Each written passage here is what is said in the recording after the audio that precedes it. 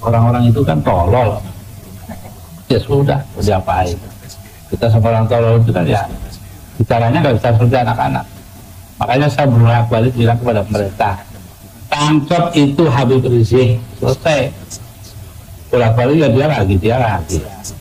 Assalamualaikum warahmatullahi wabarakatuh. Alhamdulillahirabbil alamin. Assalatu wassalamu ala nabiyyina Muhammadin wa ala alihi washabihi ajmain. Amma ba'du. Teman-teman yang dimuliakan oleh Allah Subhanahu wa taala, kita bertemu kembali di channel Cahaya Hidayah. Nah, teman-teman, jadi di video kali ini saya akan membagikan video yaitu tentang terkait Muhyiddin yang sudah taubat dari Habib Ba'lawi. Jadi Muhyiddin ini dahulunya adalah memang betul-betul mencintai yaitu Habib-habib dari kalangan Ba'lawi, yaitu seperti Bapak Rizik Syihab, Bahar bin Smith, Hanif Al-Athos, lalu kemudian Taufik Assegaf.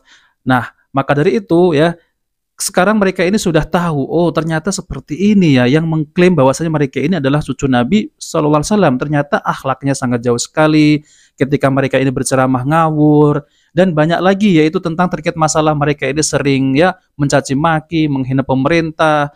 Tapi kalau dipikir-pikir, kok seperti ini cucu Nabi? Mereka ini berpikir cerdas ya. Kok seperti ini ya cucu Nabi SAW ya? Bahkan Rasulullah itu tidak mengajarkan tentang caci maki. Nah, ini cucunya nggak seperti ini. Nah, seharusnya harus sadar ya teman-teman. Nah, teman-teman, jadi ini ada kelanjutannya kemarin, yaitu tentang Muhyiddin yang sudah taubat, yaitu dari Habib Ba'lawi. Nah, oke teman-teman, kita langsung saja, mari kita simak videonya.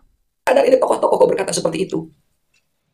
Makanya saya secara pribadi sungguh sangat berterima kasih kepada sosok kiai muda yang telah berkarya menciptakan 21 kitab, mungkin lebih kalau sekarang ya, dengan bahasa Arab, tulisan Arab, grammar yang sangat luar biasa, indah rapi, ya, ternyata mampu membongkar dan ternyata menyadarkan masyarakat Indonesia, ratusan juta Indonesia ini umat tersadarkan yang selama ini sehingga kurang lebih 145 tahun dibodohkan, dibodoh-bodohi dengan sejarah palsu, dengan fakta yang asli yang ditutup-tutupi, ya. Bagaimana yang terjadi? Kalau benar durian Nabi asli, tidak mungkin menyuguhkan berita yang palsu. Mengaku datang ke Indonesia untuk mencetak ulama dan kiai, kata Taufik Assegaf. Bohong. Ratusan tahun Indonesia ini sudah Islam. Wali Songo sudah ratusan tahun, sedangkan Habaib datang abad 18 akhir. Begitu sahabat. Ayo, saya cek di lapangan. Silahkan cross check dalam versi sejarah di Indonesia seperti apa Habaib awalnya datang ke Indonesia. Terus cek fakta di lapangan, mereka ngaku sebagai durian Nabi. Kenyataannya seperti apa? Dawir selalu minta duit, keliling ke sana kemari ke setiap pesantren, ke setiap toko, ke para agnia yang punya dunia, yang punya duit. Apa yang terjadi? Berkedok silaturahmi, ujung-ujungnya duit. Ya, minta duit. Berkedok durian Nabi, ujung-ujungnya apa? Minta cewek. Allah. Dan itu sesuai perkataan dari kalangannya mereka sendiri. Kalau Habaib itu kalau tidak duit, dawir, ya perempuan. Cewek. Dan itu fakta kenyataan yang terjadi. Ya sahabat, saatnya kita untuk cerdas, jangan mau dibodoh-bodohi. Ya, cukup sudah kita dijajah sama Belanda, dibodoh-bodohi. Datang ke sini ingin membantu dan memakmurkan. Ternyata kekayaan sumber daya alam Indonesia dibawa. Belanda kan terkenal bahwa daratannya di bawah permukaan laut sampai membuat dam itu benteng. Makanya disebut Amsterdam.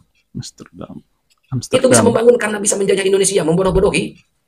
Datang lagi setelah Belanda, Jepang. Katanya mau menyelamatkan dari penjajahan kaum Eropa, mau mengusir, toh padanya tetap kita dibodoh-bodohi. Tadinya mau diselamatkan, malah semakin parah selama kurang lebih 3 tahun. Ini sisa-sisa antek Belanda yang dibawa oleh Belanda. Di situ Awarungkon yang tadinya jaya, datang Jepang, jadi tidak punya kekuasaan. Bubar semuanya termasuk Belanda, dipulang-pulangkan.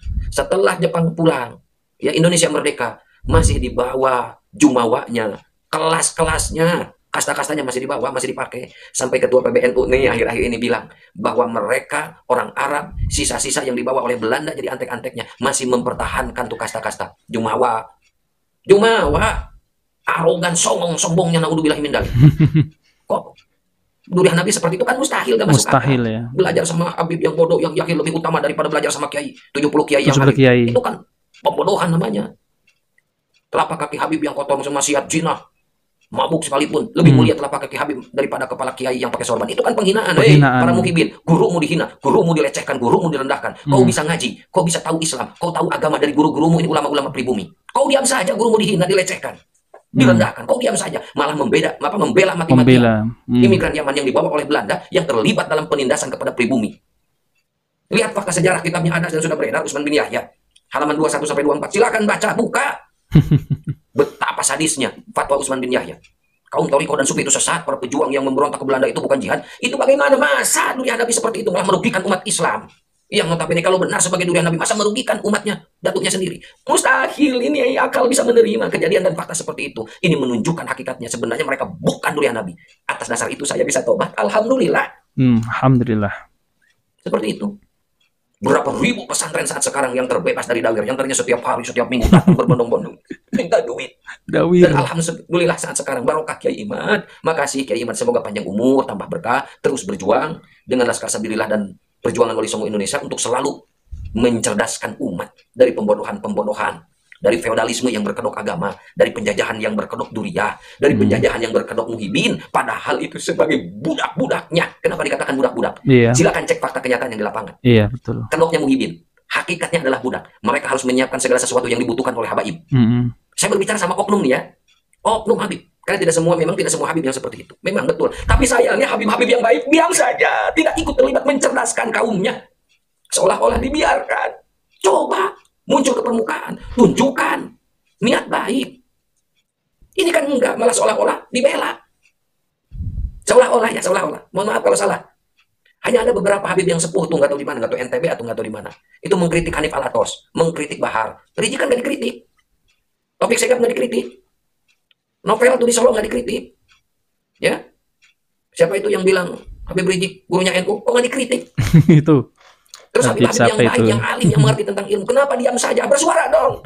Karena kalau dibiarkan merusak martabat halayak yang baik-baik. Bersuaralah, ikut terlibat mencerdaskan umat dan menyelamatkan marwah Islam, terutama menyelamatkan martabat, harkat, marwah, nilai baik Rasulullah SAW. Ayo sahabat, semoga kita semuanya selalu ada dalam lindungan rahmat Allah Subhanahu wa Ta'ala, dan kita terus berjuang untuk mencerdaskan umat, jangan sampai justru terlibat dalam pembodohan umat. Nah, teman-teman yang dimuliakan oleh Allah Subhanahu wa Ta'ala, jadi itulah ya pengakuan dari mantan muhibbin dari Habib-Habib klan Ba'lawi dan nasihat-nasihat dari mantan muhibbin. Masya Allah ya teman-teman ya, alhamdulillah ya, dengan adanya tesis Kiai Imad ini banyak ya, yaitu dari kalangan NU itu banyak yang sadar, yaitu tentang terkait masalah, yaitu munculnya Habib-Habib yang akhir-akhir ini yang sangat meresahkan kaum muslimin. Mereka ini ya Allah ya, kalau berkata-kata ini kasar, kotor, mencaci maki, lalu kemudian kalau berceramah dawir, nggak terlepas dari dongeng-dongeng khurafat. Bukan itu saja ya teman-teman ya, mereka ini kalau berceramah juga ya, mereka pasti akan meminta, ya itu meminta uang dari muhibbinnya. Misal nih, ente mau nyumbang berapa?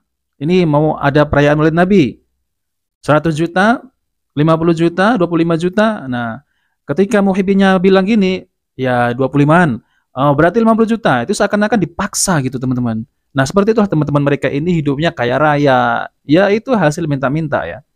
Padahal kalau mereka ini keturunan Nabi SAW ataupun Ahlul Bait, itu haram menerima sedekah. Nggak boleh, teman-teman ya. Allahu Akbar. Ini sangat berbeda jauh sekali dengan apa yang diajarkan oleh baginda Nabi SAW. Bukan itu saja teman-teman ya, mereka ini kalau enggak ya, kalau datang kalau enggak minta uang ya, dawir, lalu kemudian dongeng, habis itu minta istri ya, istri mukibbinnya itu ada juga, naudzubillah ya teman-teman. Sungguh aneh ya. Jadi mereka ini sama halnya mereka ini merusak yang namanya zuriat Nabi SAW ya. Seakan-akan zuriat Nabi itu seperti ini ya. Allahu Akbar. Jelas-jelas ini para Habib-Habib Alawi ini bukan keturunan Nabi SAW ya teman-teman. Ya agama kalau dipegang mereka ini ya, hancur teman-teman. Coba apa yang bisa kita amalkan ya? Lawang ceritanya, lawang kalau mereka ini berceramah itu dongeng-dongeng khurafat, selalu membanggakan nasab mereka, selalu membanggakan kakek-kakeknya, bahwasanya kakek saya ini, bisa itu, bisa bertemu dengan Nabi secara sadar. Wah, hebat ya teman-teman. Allahu Akbar. Padahal kita sebagai kaum muslimin ya tidak tahu ya, yaitu kita ini dibodoh-bodohi oleh mereka, dijadikan budak oleh mereka. Ya seperti yang ikhwan ini yang disampaikan ya, seperti mesin ATM gitu ya, dimintai setiap saat gitu. Allah Akbar. Nah, teman-teman, ya semoga yang bisa melihat video ini, yang mendengarkan video ini ya, semoga para muhibbinnya ini diberi hidayah oleh Allah Subhanahu wa taala agar meninggalkan yaitu ajaran-ajaran yang disampaikan oleh para Habib-Habib Alawi, karena ajarannya itu sangat jauh sekali dengan apa yang disampaikan oleh Rasulullah SAW. Ya, oke teman-teman, itu saja yang ingin saya sampaikan ya. Jika video ini bermanfaat, jangan lupa like dan subscribe di channel Cahaya Hidayah. Wabillahi taufiq wal hidayah. Wassalamualaikum warahmatullahi wabarakatuh.